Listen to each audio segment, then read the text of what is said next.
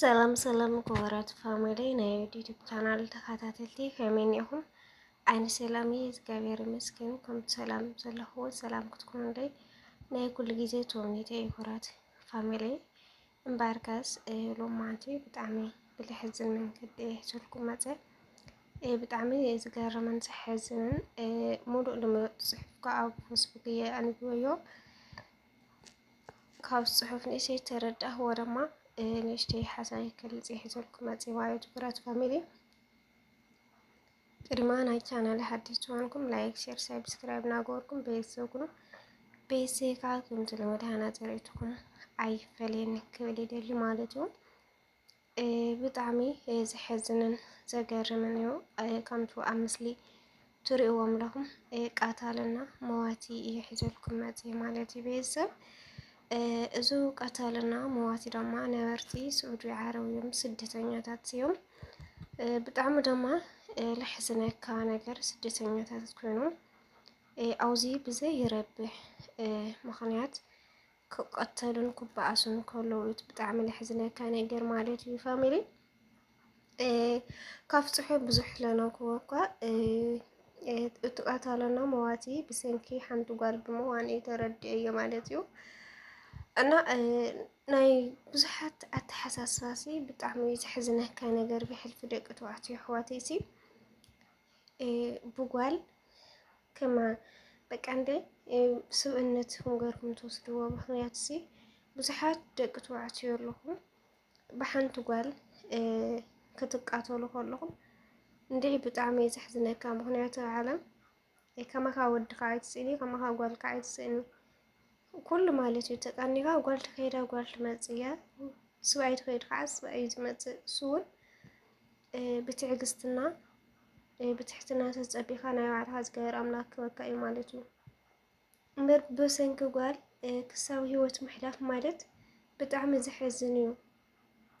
ሓደ ነገር ከዓ ኩላትና ደቂ ኣንስትዮ ንኹን ደቂ ተባዕትዮ እውን ኣብ ስደት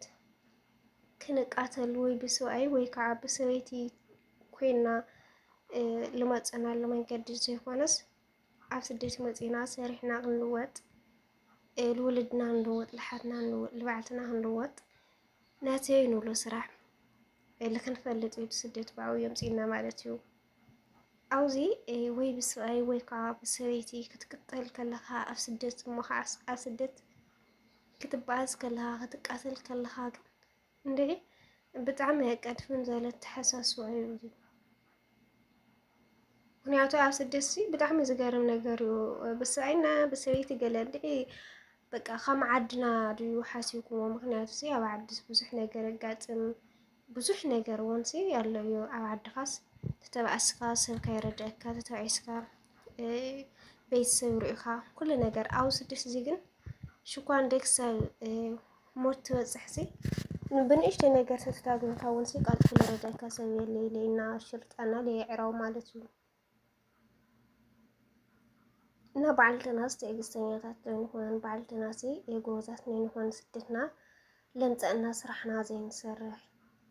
ኣብ ርስኡና ኣብ ሰበይቲ ስብኢልካ ዘይጠቅም ስራሕ ነውዕል ኩላና ክሳብ ሂወትና ንሓልፍ እንታይ የምፅኦ ምክንያቱ ኣብ ስደት ለምፀአና ቢያንስ ኩላትና ንናይ ባዕልትና ኣተሓሳስባ ኣለና ንናይ ባዕልትና ከዓ ዕላማ ኣለና ምክንያቱ ስደት ክወፅእ ከሎ ሓደ ሰብ እዚ ይገብር እየ እዚ ክሰርሕ እየ ዘይበለ ይወፅእ ኩሉ ናይ ባዕሉ ሓሳብ ኣሎ እምበር ሰብኣይ ከእቲ እየ ወይ ሰበይቲ ከእቲ እየ ኢሉ ልመፀ ስደተኛ እኳ ክህለ ይኽእል እዩ ምክንያቱ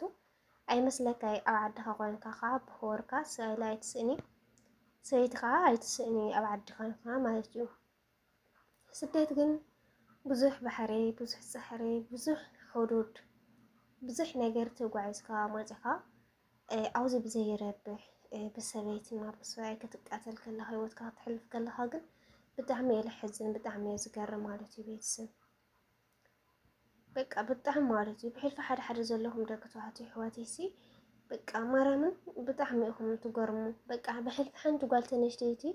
ወይ ናይ ካትኩም ተነራ ወይ ከዓ ናይ ሓውኩም ተነራስ ወይ ምስ ካሊእ ተተዓሪፈ ወይ ምስ ካሊእ ሓደ ኣለኾነ ትገይራስ በቃ ክንደይ ሰባት ኣለኹም ትስኢልኩም ትነሓንሑ ገለ ትፍክሩ ከላስ ምክንያቱ ሓንቲ ጓል ተኸይዳ ለይ ከደትያ ትመጽእ ሓደ ወዲ ተኸይዱ ከዓ ለይ ከደየ ክመጽእ ሰብ ንናይ ባዕሉ ክሕድር ኣለዎ እምበይ ግድን ምስ ሓደ ክነብር ይውልን ግን ክሳብ ህይወት መጥፋዕ ኣይኮነን ብሓንቲ ጓልሲ እታይ በስመ አብ ሓደ ነገር ዝገበረ ኣምላካ ይፎቴ ምክንያቱ ብሕልፊ ብናይና ሃይማኖት ክልተ ሰለስተ ይፈቀደልናን ሓንቲ ከማኻ ለኣኻ ትመስል ሒዝካ ቆሪብካ ሰጊድካ ንበር ዘለና ግን ንሕና ሽኳር ምስ ሓንቲ ክንነብር እንዴ በቃ ንሽተሲ ኢላ ብዙሓት ክትገብርዎን ደስ ዝለኩም ብሕልፍና ንሕረስ ማለት ኢና ሽኳን ክሳብ ህይወት ምሕላፍ ክትወፅሑ ብስነ ስርዓት እውን እግዚአብሔር ኣምላኽና ኣይፈቅዶን ምስ ሓንቲ ብቻ እዩ ዝፈቅድ ጓል ይኹን ወዲ ይኹን ብዘየገድስ ማለት እዩ እና ካብኩም እዚ ዓይነት ንቆጠቡ ብጣዕሚ ዝገርመካ ነገር هو ደማ ኩሉ ነገር ብዙሕ ነገር የጋጥመካ እዩ ትለጋጥመካ ከዓ መዓልቲ እዩ ግን በቃ ሓደ ግዜ ታ ሰይጣን ማለቴ ንሽተን በትዕግስቲ ተሓልፈ ትኽእልካ እሞ ግን በቃ ዘየሕልፈካ ኣለሁ ስእሉ ኣብ መንጎኻ መውፅእ ዘከራኽረካ ማለት ኢና ካብኩም እዚ ዓይነት ይምሓረና ካብ ሰይጣን መዓልቲ ድማ ይምሓረና ክብል ይደሊ ማለት እዩ ደቂ ተባዕትዮ ኣሕዋተይ ድማ ደጊመ ብጣዕሚ መሕሰብ ማርያም መሕሰብ ይሃልኩም ብሕልፊ ደቂ ኣንስትዮ ገለሲ ክሳብ መቀተል ኣይትውፅሑ ክሳብ ሞት ኣይትውፅሑ ብጣዕሚ እዩ ዝሕዝን ብጣዕሚ ከዓ እዩ ዝገርም ማለት እዩ ቤተሰብና ክሳብ ሞት ኣይትውፅሑ ካብ ቪድዮ ብጣዕሚ ልሕዝነካ ነገሩ ከምዚ ዓይነት ኣብ ዓዲ ክረስ ይብሉ ኣብ ከዓ ክረስ ይብሉ ምክንያቱ ካብ ቃታል ክትከውን መዋት ክትከውን ይሕሽ ሓደ ባእኽ ማለት ኢና ሰብ ቃትልካ ድቀስ ኣይብልካን ግን ገና ተይቃተልካ ህይወት ሰብ ተይሕልፍካ ግን ንእሽተን ትዕግስቲ ትገብረለካ ምክንያቱ ሓደ ህይወት ሰብ ክጠፍእ ከሎ ከቢድ እዩ ቀሊል ኣይኮነን ሽኳን ሓደ ሰብ ህይወቱ ጠፊኡ ብሰብሲ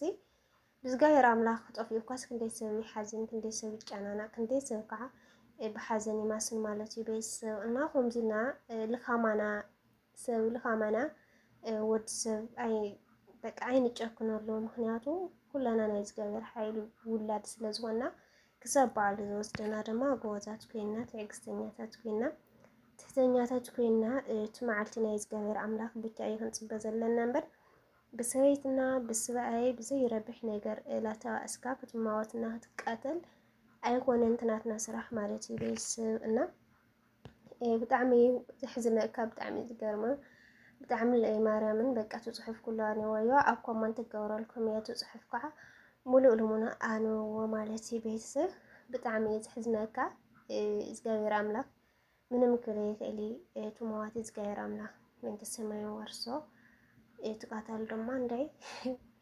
ብጣዕሚ ልሕዝን ምክንያቱ ሰብ ቃትልካ ክንደይና ኣብዚ ዓለም እዚ ክትደቅስ ኮይንካ በቃ ካብ ቪድዮ መሕሰቢ ይሃብኩም ክብል ይደሊ ደቂ ተባዕትዮ ኣሕዋተይ ብጣዕሚ ዝሕዝነካ እና ደጊሞ ፅሑፍ ኣብ ኮመንት ክገብረልኩም እየ ክሳብ መጨረሻ ንብዎ ካብ ከምዚ ዓይነት ይመሓረና ክብል ይደሊ ሸይጣናዊ መዓልቲ ድማ ይሃበና ዝገበር ኣምላኽ ኩሉ ግዜ ብመንገዲ ይምርሐና ክብል ይደሊ ማለት እዩ ኩራት ፋሚሊ እና ናይ ሎሚ መዓልቲ እዚኣ ዝመስል ብካልእ መዳይ ክሳብ ዝመፅኩም ይመችኹም ክብለኩም ይደሊ ባይ